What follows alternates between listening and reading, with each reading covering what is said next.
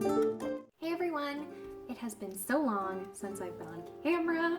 I'm super excited. I don't know if I know how to be on camera anymore, but we're gonna find out. We're gonna find out today. Today I have decided to do a review of the Mango Languages app.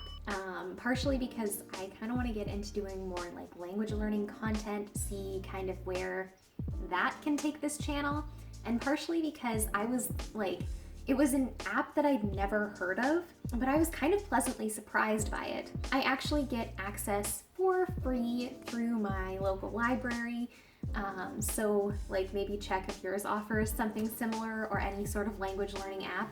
But when I got my library card to like check out Russian books and stuff, the library person suggested this app that you just get access with your library card. You don't have to pay anything.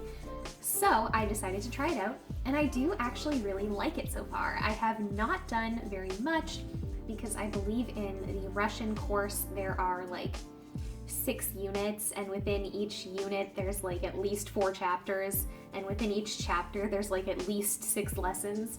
So I'm not very far. I'm on unit 1, chapter 1, I think lesson like 5 or something.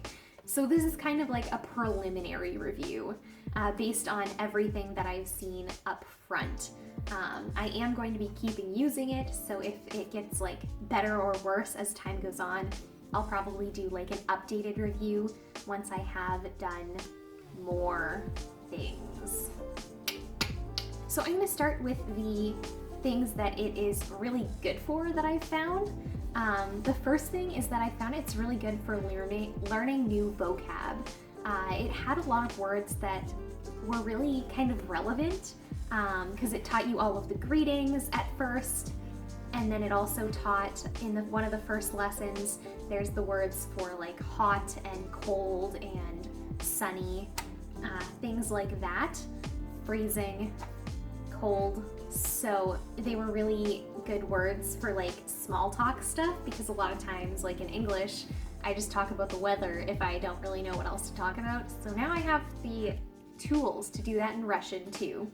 So it's good for learning new vocab, and the way they do it is they give you the word and then they like repeat it 20,000 times, which will be noted in a con portion later, something that I don't like about that.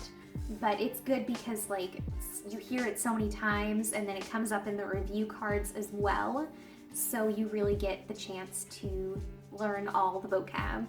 I believe I like forgot the word for cold and hot and stuff very many times the first lesson, but I've been through the cards a few more times now, and I believe cold is holodna and hot is zharka. I might be wrong. No, I'm pretty sure I'm right. Holodna and zharka. Another cool thing about the app is that it usually gives you cultural context. There'll be like a little cultural note whenever it's relevant. For example, there is the formal version of addressing people in Russian, and then the more informal version, вы and ty. And so when it brought that up, it was like, this is who you should address with which one. If you don't know someone, start with we, and then if they say that they want to switch to ty, then you can switch. So it kind of gave the cultural context for that, whereas other apps like Duolingo and Memrise don't really have that capability built in. I also find that Duolingo's sentences are not always that useful. The individual words are useful, but not the sentences. Another thing where they kind of differ is that Mango Languages gives you a short grammar explanation whenever you come across a new piece of grammar, which I really like, because I like knowing specifics of grammar. This all depends on how you learn, but with the way Duolingo does things, they just throw it at you and they're like, this is how it's said, but I'm like, why is that how it's said? Why is it not like this? Why is it not like this? And so Mango Languages gives you the why.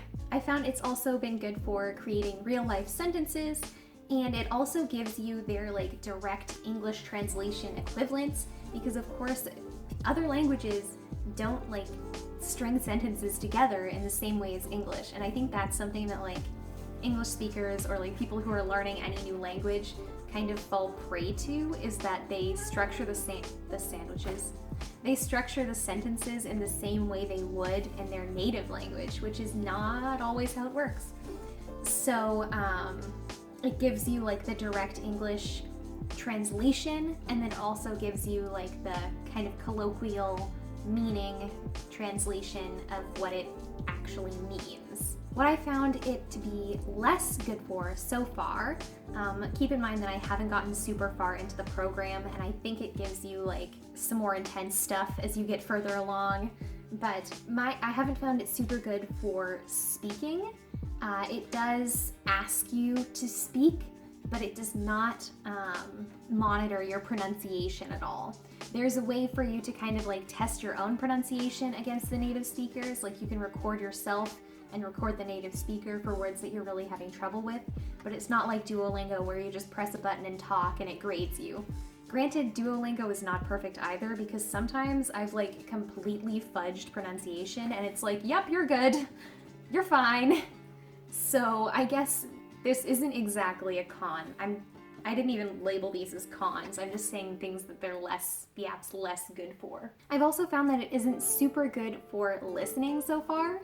I think that at some point in the app, they do have like scripted conversations where you listen to the native speakers. I feel like I might have come across one of those at the beginning. So those would be nice if they had them more often. I think I've only come across one or two so far. The speakers in the app speak a lot slower than the speakers in like native Russian videos that I've watched on the internet, which of course is like really good for learning, but when you get thrown out into the Russian wild, it's like, I can't understand anything because you're speaking way faster than I'm used to. So it would be kind of nice if you had the option to like speed up their speaking. I don't know. That might even be in the functionality of the app. I just haven't tested it out.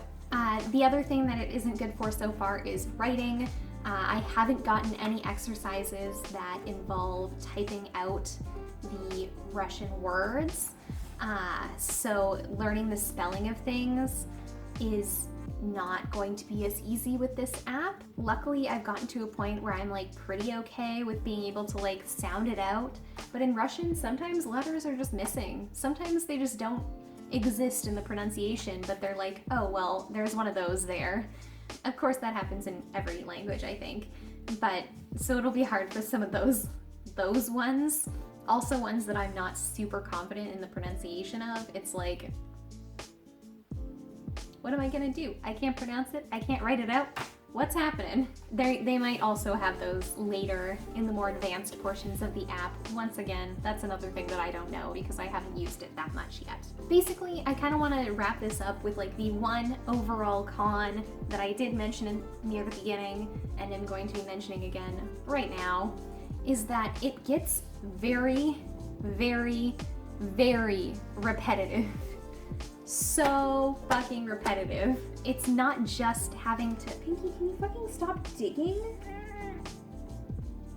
He's so annoying.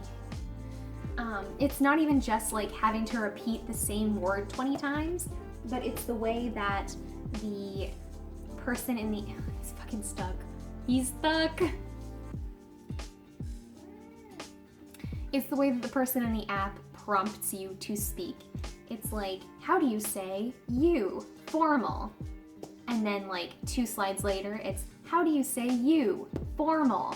It's always said in the exact same way, in the exact same tone of voice by this woman. The Russian is spoken by a different person than the like English prompts. But it's just like, I literally want to shoot someone sometimes. If I've been doing it for too long, I'm like, why am I doing this? I want to shoot this person who just keeps saying to me in this same monotone voice, how do you say you? Formal. One thing is about that, though, is that it's really good for actually learning the vocab, because I found that I really did memorize the vocab faster than I've been memorizing vocab using like other apps or other things. because I've used Duolingo and Memrise, and I also see a teacher on italki, usually once a week, right now less often because I'm poor. But the way they do things, I'm not memorizing things as fast. So Mango Languages, like, I memorized the words for hot, cold, sunny, and maraz. I don't even know what it was. It was another one. Apparently don't have that one memorized yet. But hot, cold, sunny, I memorized them like super fast for whatever reason from this strangely repetitive language learning program thing. Mango Languages also has a bunch of other languages, not just Russian. It actually has a surprisingly large collection of languages, considering I'd never heard of it before in my life. I'm gonna kind of see if I can find any more reviews online, and if I do find some, I will link them down below in the description box, because I'm curious about like what other people thought about this app and why it's not more of a thing. I don't know anything about the pricing because, as I said before, I'm not paying for it. It's through my library. I don't know if it would be worth it if you had to pay for it. It kind of depends on like what the price point is. But for me, since it's free with my library membership, it's definitely like, I love it actually. It's really helped me learn a few new vocab words, and I think as I get further and further through everything, it'll help me learn a lot more new vocab words. But yeah, and I'm excited to see what it has for all the other languages that I want to learn, because I kind of want to learn like Canadian French, because I'm in Canada on the side of the country that doesn't speak much French, and I've always wanted to learn French. Maybe not even Canadian French. Maybe we'll go France French so the people in France don't hate me. So the people in France don't hate me when I go to France. And also Spanish. I love my Spanish. I want to get better at my Spanish. So I will probably use that app for Spanish too, but right now it's just Russian. Just me and my Russian. Well, if you liked this video, I would love it if you would like the video. If you like me, I'm Cass, by the way. That's what this account is, Cass Attempts, so I'm Cass. If you like me, subscribe to the channel. I don't know what kind of content I'm gonna be posting, but it'll be content. Some of it will probably be language related. So, you know, if you want to come along for the ride with that one, then subscribe to the channel. And this has been me, and you will see me next Thursday for another video, possibly on languages, possibly on whatever the fuck else is going on in my life.